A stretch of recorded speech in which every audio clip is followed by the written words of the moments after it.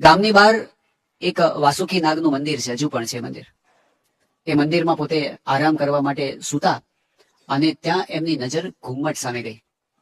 એ ઘુમ્મટમાં બધી અપ્સરાઓના અને દેવાંગનાઓના બધા શિલ્પો કોતરેલા હશે.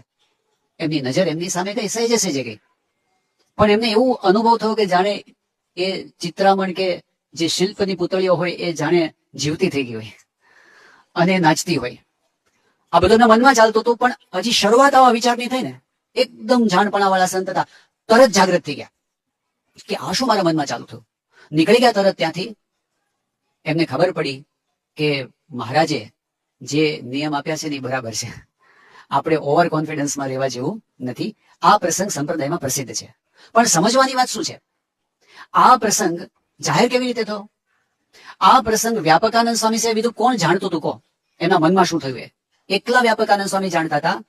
તો આજે આપણને 200 વર્ષ પછી આપણને કેમ ખબર પડી?